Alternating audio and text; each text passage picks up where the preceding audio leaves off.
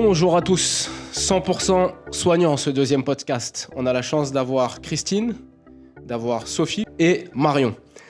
3 questions, je reprécise que je ne connais pas en amont. Les 3 personnes qui sont là pourront le confirmer. Et 3 questions qu'elles vont me poser dans mon bureau, qu'elles ont découvert. Alors, on a établi un ordre parce que forcément, il faut un ordre. Donc, Christine, à vous de jouer. Bonjour. Je suis médecin en pneumologie et je m'occupe presque exclusivement de patients atteints de cancer du poumon. En décembre 2023, vous avez adressé un courrier à l'ensemble du personnel relatif aux actions mises en place dans le cadre du projet Hôpital Sans Tabac. Et d'ailleurs, au nom du COPI l'Hôpital Sans Tabac, je tiens à vous dire notre reconnaissance pour cet engagement fort. Comme vous l'avez rappelé, la principale action est la mise en place d'abris, qui sont les seuls endroits où il est autorisé de fumer au sein de l'établissement. Malgré cette mesure, nombreux sont ceux qui fument encore devant les entrées des différents bâtiments.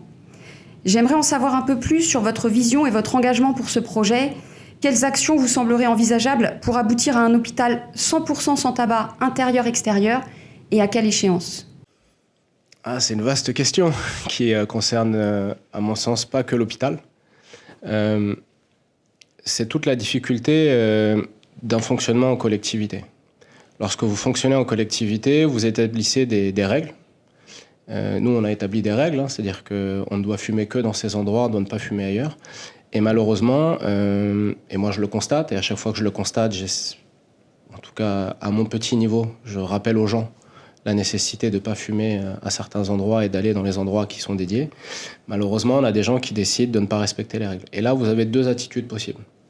Soit vous décidez d'être dans une attitude... on va plutôt dire policière, c'est-à-dire sanction immédiate. Alors ça peut aller jusqu'à un moment donné, lorsque les gens vont beaucoup trop loin, l'interdiction de rentrer dans les murs de l'hôpital, puisqu'on ne respecte pas cette règle qui est une règle qu'on a posée. Soit on est dans une attitude plus d'accompagnement éducatif. Et dans l'attitude d'accompagnement éducatif, dès lors qu'on croise des gens qui ne respectent pas les règles, on essaie de les ramener progressivement en leur expliquant le pourquoi de cette règle. Parce que très souvent, les gens, vous savez, n'aiment pas les contraintes. C'est un principe de base, on déteste les contraintes. Et dès lors qu'on met une contrainte, tout de suite, les gens réfléchissent à comment contourner la contrainte.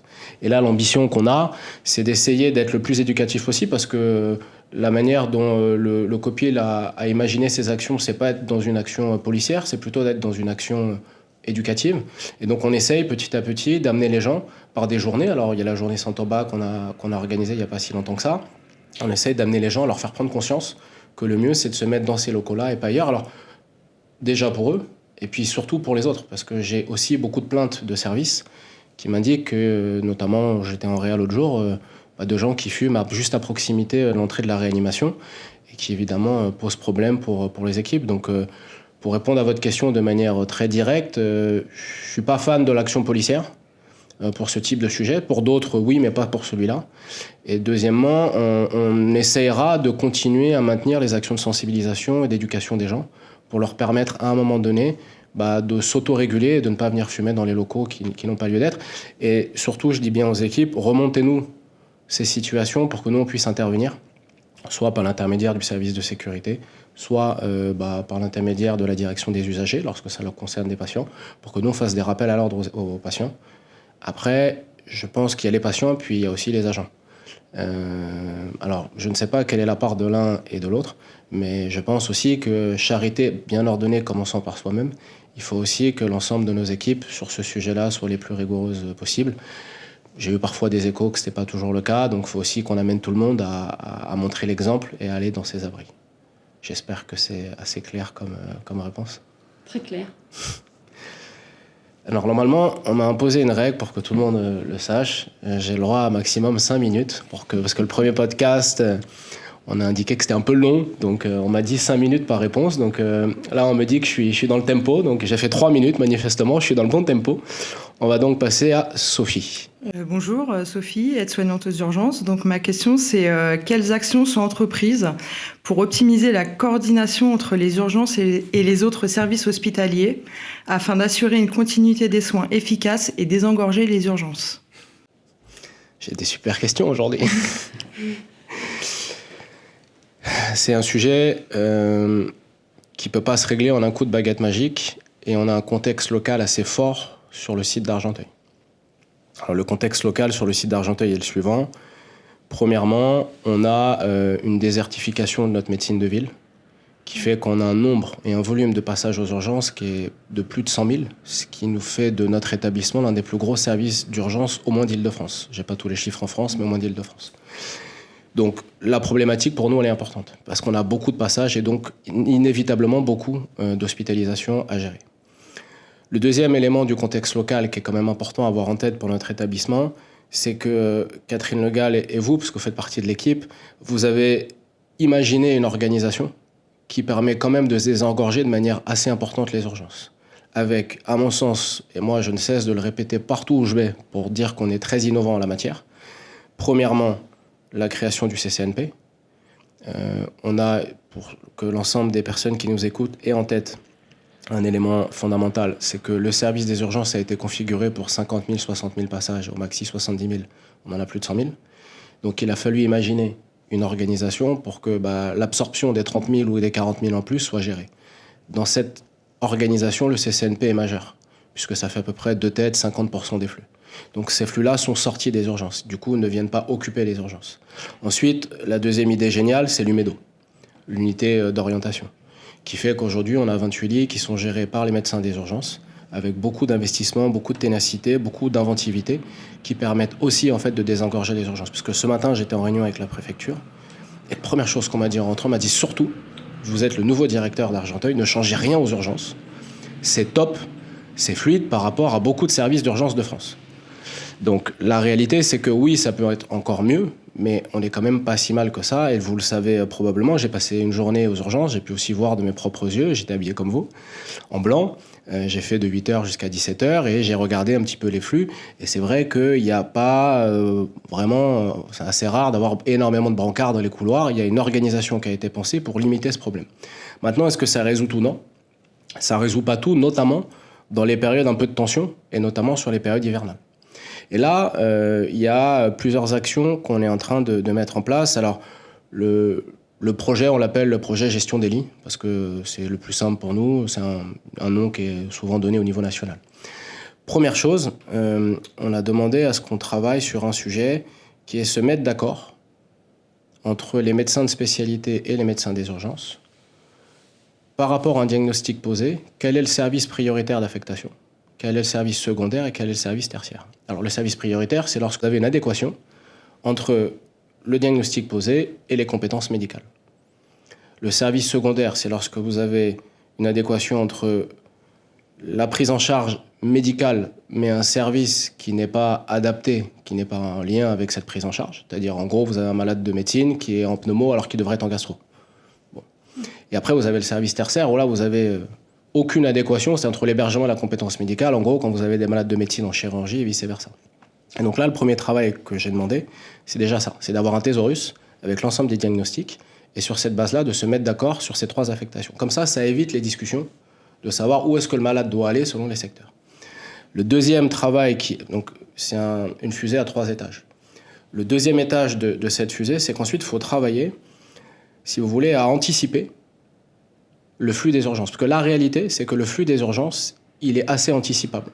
Alors, ça s'appelle, c'est des lois de probabilité en mathématiques qui sont utilisées et qui vous permettent, alors intégrant des variables, la période de l'année, le jour précis, la date, et en fonction de ça, vous arrivez à prévoir le nombre de passages aux urgences qui devraient intervenir. Alors, il y a une marge d'erreur, mais elle est minime. Et surtout, ce qu'il faut arriver à prévoir, c'est le besoin en hospitalisation. Donc, on appelle ça le besoin journalier en lit, par spécialité. Parce que jusqu'à maintenant, on arrive à prévoir un besoin journalier en lit, mais on n'arrive pas à prévoir un besoin journalier en lit par spécialité. Parce que ça m'amène au 3e étage de la fusée. C'est qu'une fois que vous avez défini une orientation des malades, une fois que vous avez défini le besoin journalier en lit par spécialité, vous contractualisez entre le service des urgences et les services des spécialités pour vous mettre d'accord en amont sur le nombre de lits que le service de spécialité doit libérer pour permettre une fluidité des prises en charge au niveau des urgences. On n'en est pas encore là, on est en train de démarrer que la première étage de la fusée. Alors, pourquoi? Parce que la tension existe, mais elle est moins forte qu'ailleurs, on arrive à gérer avec l'UMEDO. On a établi par contre une règle assez simple. est définie avec le docteur Legal et partagée avec les chefs de pôle, qui est qu'en moyenne, il nous faut à peu près 28 lits par jour, j'ai bien dit en moyenne, en hospitalisation. L'accord qu'on a passé entre les chefs de pôle et le service des urgences, c'est que l'Umedo gère 2/3 du problème et le tiers restant est géré par les services de médecine et de chirurgie de l'établissement. Et donc l'objectif qu'on a fixé aux services de médecine et de chirurgie, en cumul, c'est-à-dire tous les services cumulés, il faut qu'on libère à peu près 8 à 10 lits tous les jours. Donc ça peut être un lit en pneumo, 2 lits en court séjour gériatrique, 3 lits ailleurs, mais il faut que ça fasse entre 8 et 10 tous les jours pour permettre au service des urgences d'avoir des solutions en aval et fluidifier la prise en charge.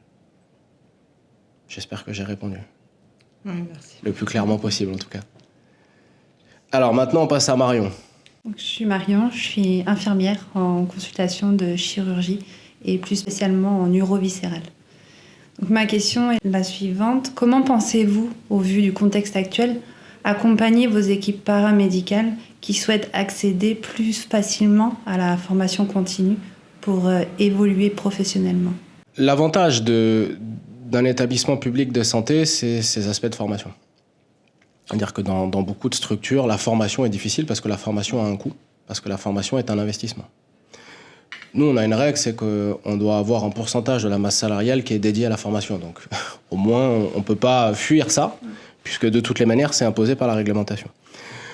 Ensuite, on a plusieurs variables à gérer. Il y a les besoins en termes de moyens humains de l'établissement. C'est-à-dire que je vous donne un exemple. Aujourd'hui, on a besoin de beaucoup d'IBOD. Donc, inévitablement, si on a besoin de beaucoup d'IBOD, s'il y a des priorités à faire, on mettra plutôt sur la formation des IBOD.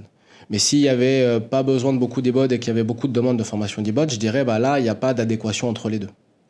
Ensuite, le deuxième élément, c'est qu'il faut aussi tenir compte du profil des gens qu'on envoie en formation. Parce que ce qu'il faut avoir en tête, c'est que c'est un vrai investissement pour l'hôpital. C'est-à-dire quand on vous envoie en formation, on veut venir vous voir, vous récupérer, et ensuite vous investir dans l'établissement. Quelque part, les gens qui partent en formation, sur ce type de formation, ont une forme de contrat moral avec l'hôpital.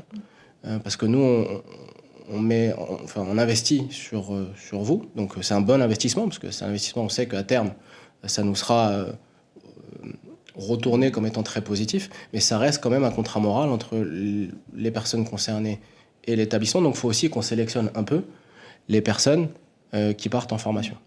Et après, il y a un dernier élément qui est l'enveloppe, il y a 2 éléments encore. Il y a l'enveloppe budgétaire disponible, c'est-à-dire qu'on ne peut pas envoyer tout le monde.